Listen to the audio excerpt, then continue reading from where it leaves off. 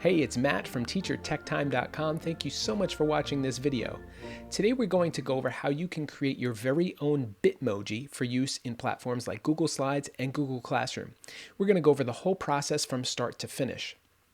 But before we get to today's video, for those of you who are new to our channel, again, my name is Matt from TeacherTechTime.com. I'm a teacher of over 10 years. I also have a degree in Educational Technology and Administration from NYIT. Last thing before we dive into today's video, if you want to check out some of the links that we have in the description, the first link is actually to the very same Bitmoji file that I'm going to be using in this video. So you can click that link, enter your information, and you can instantly download this same Bitmoji file, which you can edit for your own purposes completely for free. We also have a link to one of our online courses here at TeacherTechTime.com, which covers the top 10 tools for online learning for teachers. It is a fantastic mini course. Definitely check it out. All right, so let's dive into today's video. Bitmojis.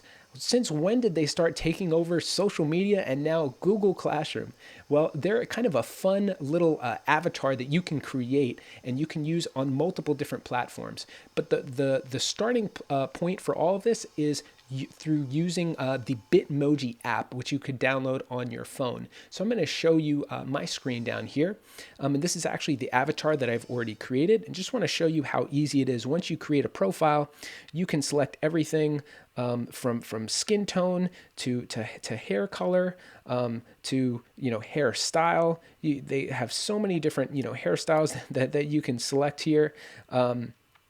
Hair treatments if you want highlights, crazy stuff, facial hair, eye shape, a lot of specific details that you can actually use. And the cool thing is when you start up the app, it's actually going to scan your own face, and it saves a lot of time because as soon as you scan your face, it will basically give you a pretty good idea of what your avatar is going to look like.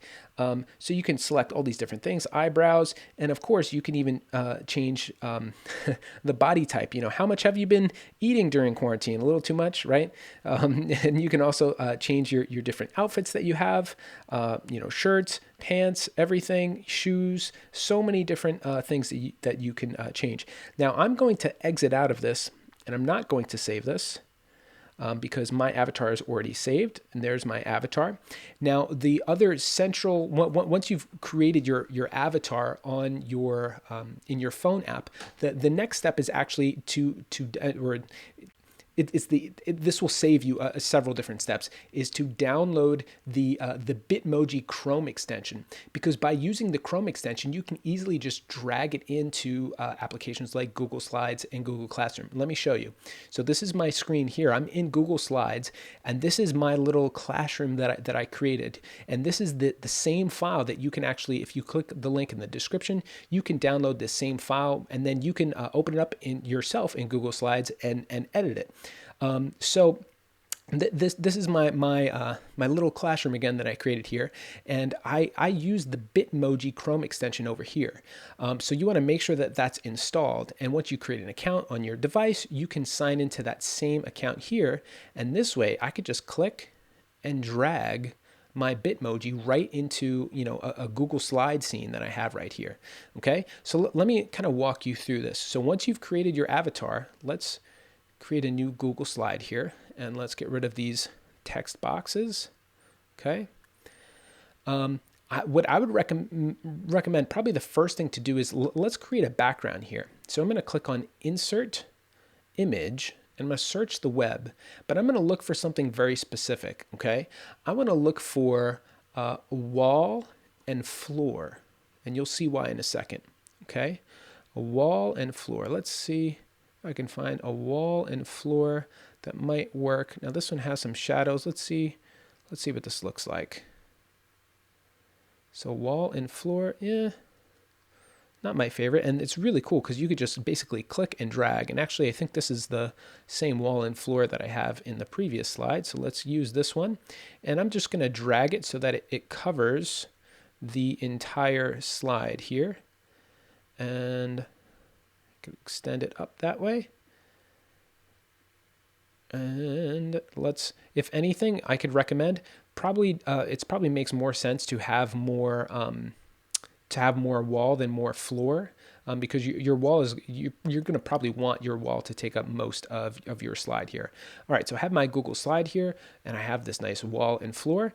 And now, very important, what I would probably do is actually just immediately drag in my emoji for scaling purposes, and you'll see why in a second. So I'm just going to drag my emoji sitting, because I want myself to be sitting on a couch or a chair or something. So I'm going to drag myself in there.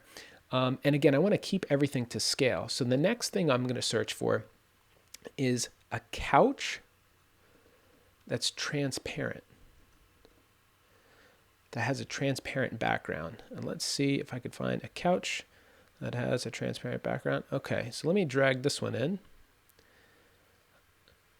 And whoa, it's too big. So again, I'm going to scale this down. This is why I dragged my emoji in first.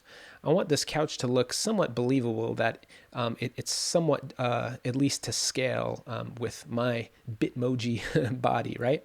So that looks like a good size for the couch. Oh, but there's a problem here. See how I'm facing a different way? Even if I drag myself onto the couch, oh, well, that's another problem up behind the couch, and I'll show you how to fix that in a second. But here's a cool thing, a cool trick you could do. I'm going to click on rotate. I'm going to flip it horizontally, and look at that. The angle now lines up with the angle of how I'm sitting. So let's move this couch over here and move it all the way to the edge. And maybe even shrink it a little bit more. Now here's a real cool tip, okay? So obviously I'm behind the couch. Now I can right click on it and go to order and say bring forward, okay?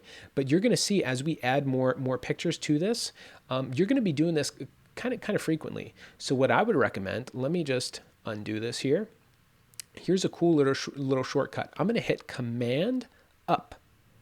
So if I hit Command up on, I'm working on off of my Mac right here, it's going to instantly bring this selected picture to the foreground, or I can hit Command down and it does the opposite. And it's very easy, and it's just makes the whole process a lot easier. Okay, so here I am, I'm sitting on my couch here, and probably the main thing that I want to add, especially if you're using this for Google Classroom, is I want to add a whiteboard here. So I'm going to have the same approach here. I'm going to type in whiteboard.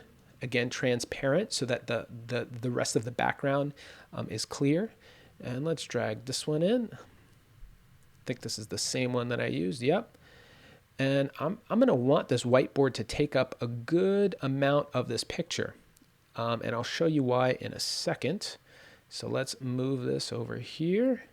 Okay, I have my whiteboard over there. And that is taking up a good chunk of the picture. But again, my couch is behind the whiteboard. Doesn't make sense. So I'm going to click on the couch, and I'm going to hit Command up to bring it up in front of that whiteboard, and do the same to myself. See how again, Command up arrow key. A big help in doing this. All right, so I'm sitting on the couch here, and let's write. We can add a message to this whiteboard, and one of the reasons I recommend leaving that whiteboard nice and large is when your class sees this picture or this Google slide presentation, you want the text to be easy to read. So you want, obviously you want it to take up a good majority of that picture. So let's keep going here. Let's add in, we're going to click Insert, a text box.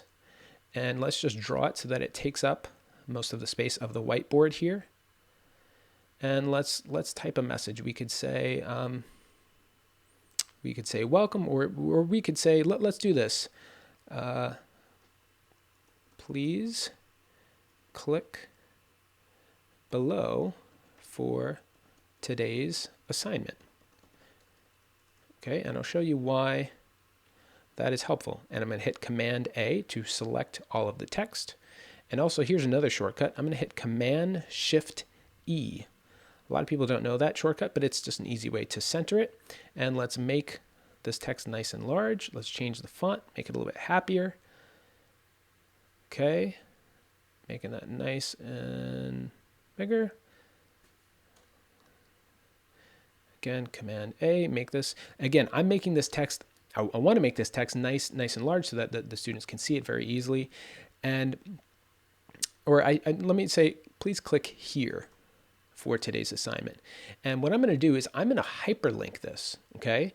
So I'm going to hit Command A again. So I'm selecting this text, and I can right click this or click this link button here, and I'm going to link it. Now, why would you want to link a text in this Bitmoji example? Well, the cool thing is if you post this Google slide presentation on your, let's say, Google Classroom, students can then interact with this slide presentation, which includes they can click these different links, which can guide them to different assignments or different projects or different websites that you hyperlink. So let me show you how to do that.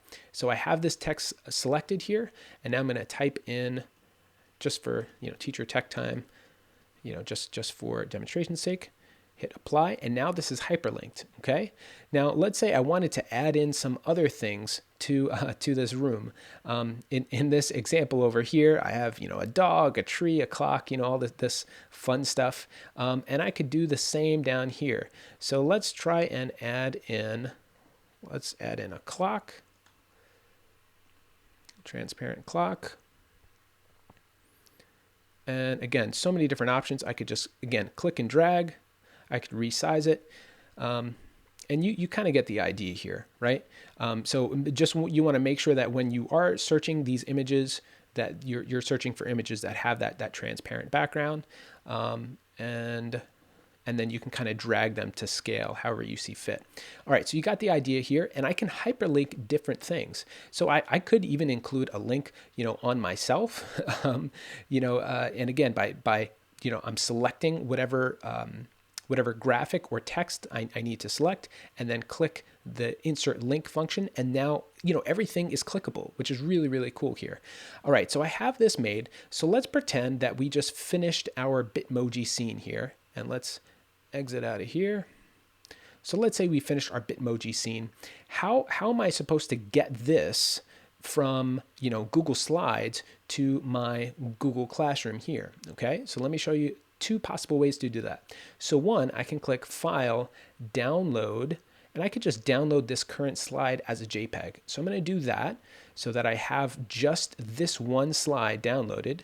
And then I can also download, or I could download the entire presentation. What I think is actually the best way to go is I'm going to click here, Share, and now I'm going to copy this link to this to this Google slide presentation, and I can go right into Google Classroom, and I can just post the link.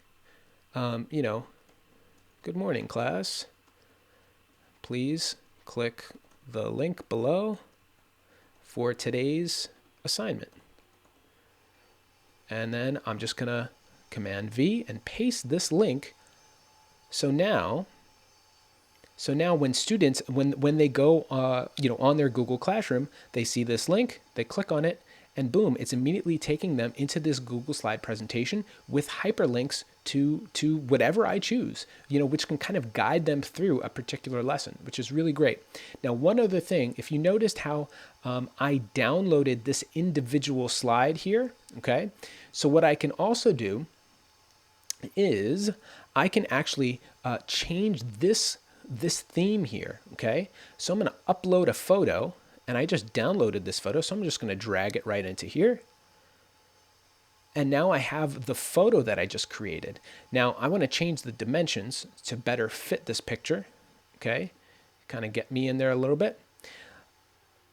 And I'm going to hit Select Class Theme. And now I have that Bitmoji as the background for a theme. Okay, so you have a lot of different, ways to incorporate this into your Google Classroom. Bitmoji is kind of it's a fun way to insert a little personal touch to your students. And I know most teachers are a little apprehensive of having pictures or videos of themselves, even though it's part of online teaching right now. But this is a really fun way where you can students can kind of personally identify you with the content that you're teaching. So again, if you have any questions, feel free to comment below. And if you're new to our channel, please like like and subscribe because we regularly post these free educational videos.